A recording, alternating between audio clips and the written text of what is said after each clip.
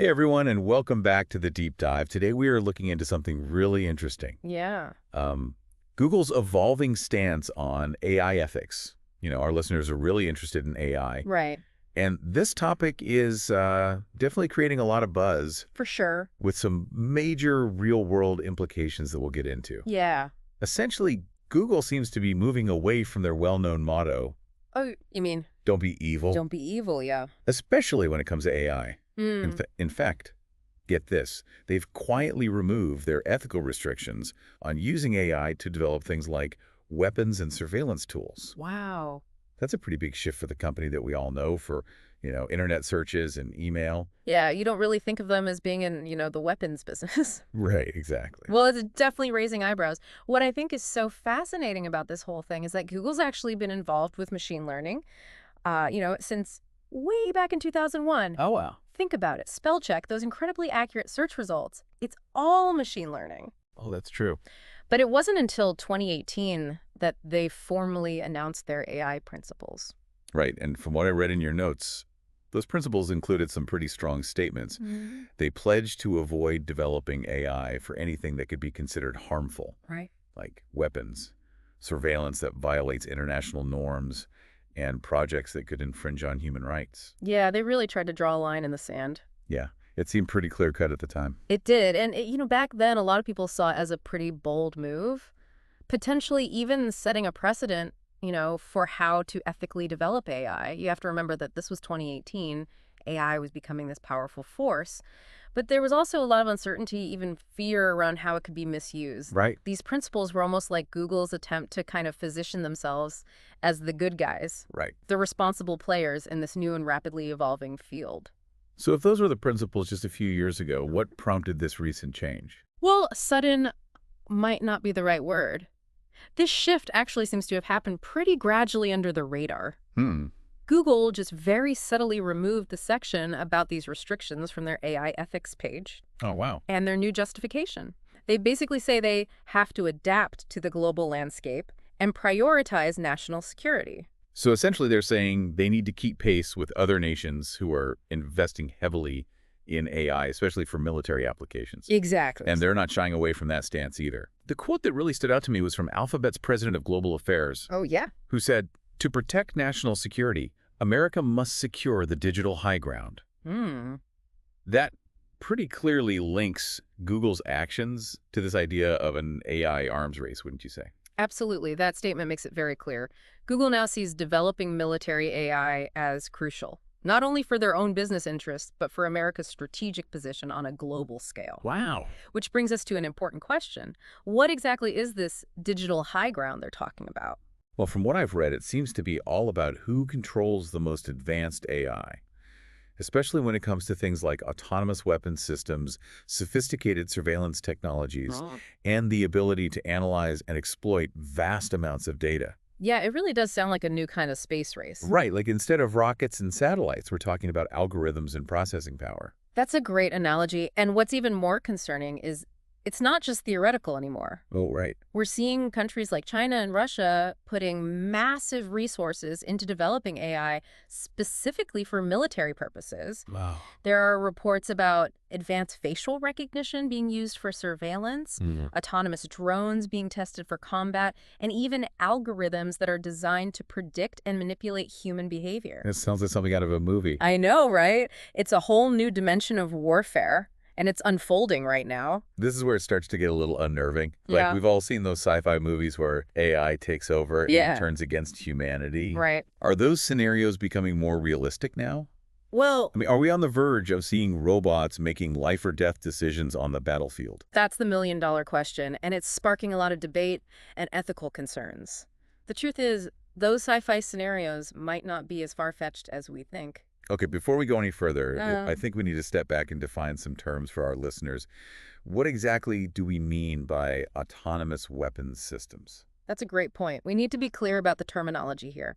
Autonomous weapons systems are weapons that can select and engage targets without any human intervention. So basically, machines making life or death decisions on their own. Pretty much. Now, there are different levels of autonomy. Some might just be about automating certain tasks like identifying a target, but others could have the ability to launch attacks completely independently. So where are we on that spectrum? Are we talking about future technology, or do these systems already exist? We'll think about predator drones.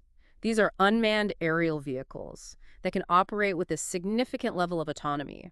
They can fly to a location, track targets, and even deploy weapons with minimal human input.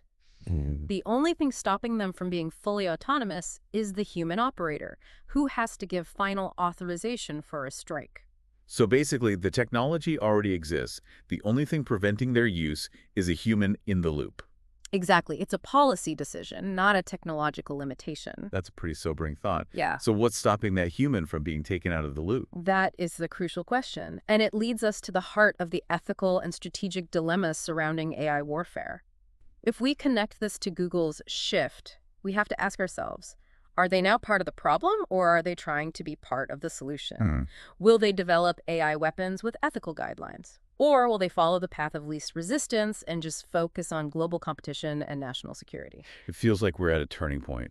It does. On one hand, we have the potential for AI to revolutionize warfare, making it more precise, more efficient, maybe even less destructive. Right. But on the other hand, we have the possibility of machines making life or death decisions, Yes. potentially leading to unintended consequences and a whole new level of ethical dilemmas. Exactly. And that's why Google's involvement is so significant.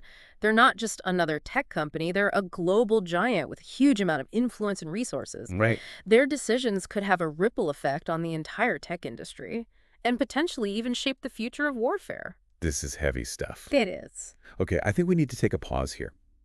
And when we come back, we'll unpack the potential outcomes of this AI arms race.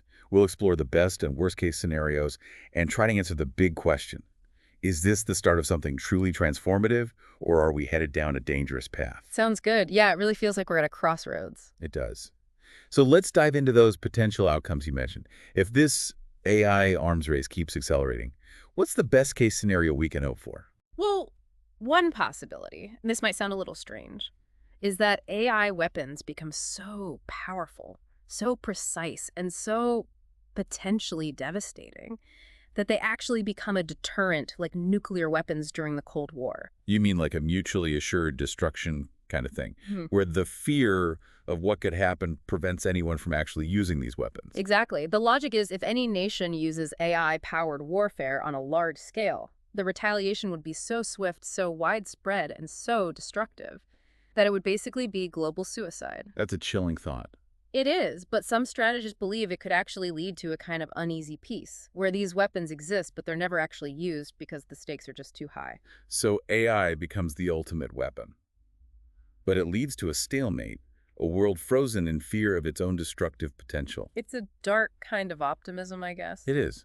But you said there was another scenario. Right, and this one might be even more unsettling. What if AI weapons don't become a deterrent? What if they become the new normal in warfare? What would that look like? Imagine a world where battlefields are dominated not by human soldiers, but by swarms of autonomous drones, robots programmed to eliminate targets, with speed and precision that's far beyond anything humans are capable of. I can see the argument for that, Mm-hmm. at least from a strategic point of view. Less risk to human soldiers, fewer casualties, maybe even less collateral damage. Mm-hmm. If these systems are as precise as you say, Right. but doesn't that raise a ton of ethical questions? Are we really okay with machines making life or death decisions on the battlefield? That's the core of the debate. Mhm. And it's only going to get more intense as AI technology keeps advancing. People who support autonomous weapons argue that they could actually make warfare more humane. More humane. Yeah, they say machines aren't susceptible to emotions like humans. Mm. They don't feel fear or anger or hatred. They can make decisions based purely on strategy, which minimizes the risk of impulsive or vengeful actions. But can you really program ethics into a machine? Can you teach an algorithm the value of human life, the complexities of morality? That is the big question, and it's one that philosophers and computer scientists are trying to figure out right now. There's a whole field of research dedicated to developing ethical frameworks for AI, trying to build systems that can understand right and wrong and make moral judgments. But isn't that a contradiction? If the goal of a weapon is to destroy, to eliminate a target, Uh, How can you make that ethical? That's a really good point, and it highlights the tension at the heart of this whole issue. Some experts say it's just impossible to create ethical weapons. They say that trying to program morality into a machine is pointless, that creating a weapon in the first place goes against any ethical framework. So we have these two possible scenarios. Right. One where AI weapons are so terrifying that they prevent war, and another where they become the standard, the main tool for warfare. Exactly. Both are pretty heavy to think about. But where does Google fit into all of this? They were the ones who said, don't be evil. But now they're developing AI for the military. How do we reconcile those two things? Well, it's a question that a lot of people are asking. Some say they've abandoned their principles, that they've been drawn in by the money from military contracts and the pressure of the AI arms race.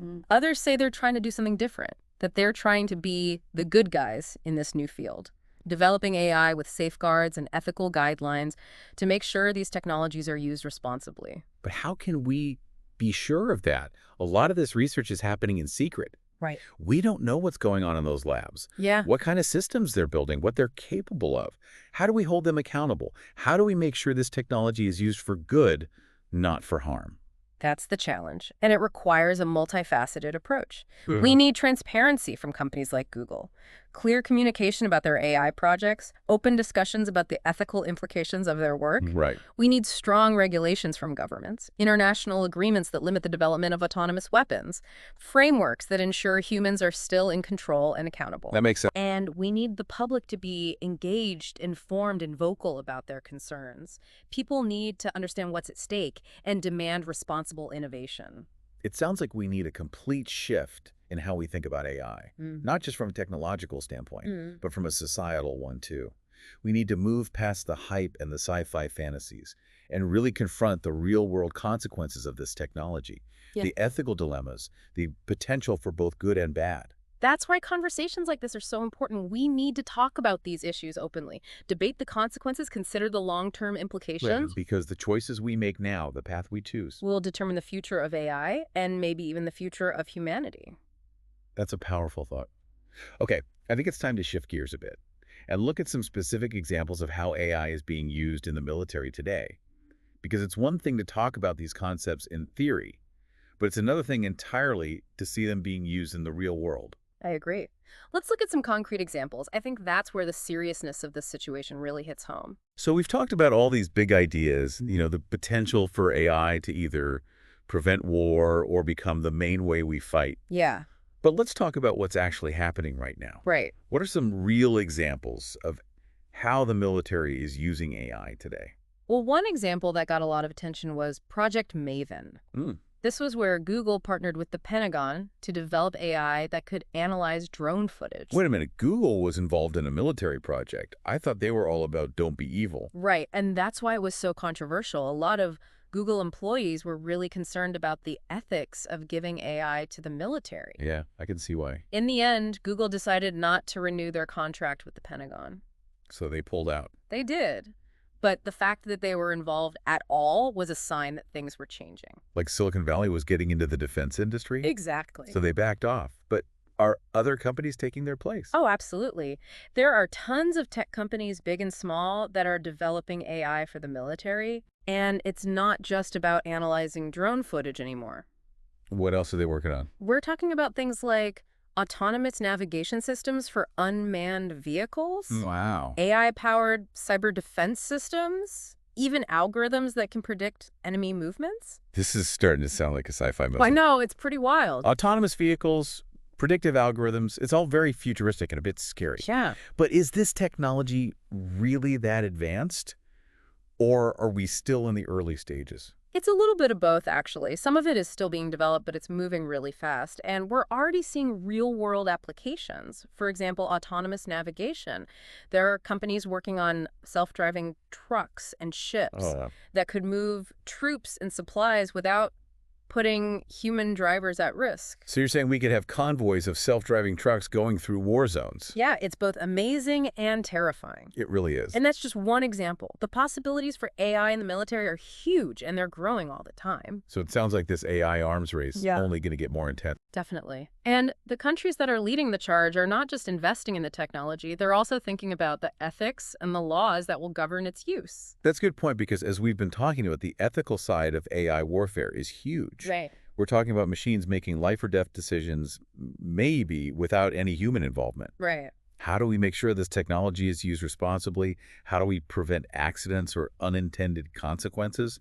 How do we avoid those scary scenarios where AI turns against us? Those are the questions that everyone is grappling with. Policymakers, ethicists, technologists, there's no easy answer. It's going to take a lot of effort from governments, industry leaders, and the public to make sure AI is developed and used in a way that benefits humanity. So what can we do as individuals? This all seems so big and complicated. Well, it starts with awareness, educating ourselves about these issues, understanding the risks and benefits of AI, having conversations like this one. So we need to be informed citizens, not just people who use technology without thinking about it. We need to ask questions, demand transparency, and hold our leaders accountable. Right. And we need to think about the ethics of the technology we use every day. Because AI isn't some futuristic thing anymore. It's here, it's now, and it's changing our world in big ways. This deep dive has been fascinating and a bit unsettling. Yeah, it's a lot to take in. We've covered so much: Google's changing ethics, the potential for autonomous weapons, the need for ethical guidelines, and global cooperation. It is a lot, but I think the main takeaway is this. AI is a powerful tool that can be used for good or for bad. The future isn't set in stone. It's up to us to decide what kind of future we want. So to all our listeners out there, remember that Google's shift might be just the beginning. The AI arms race is happening, and the choices we make now will have huge consequences. Stay informed, stay engaged, and stay curious. Thanks for joining us on The Deep Dive.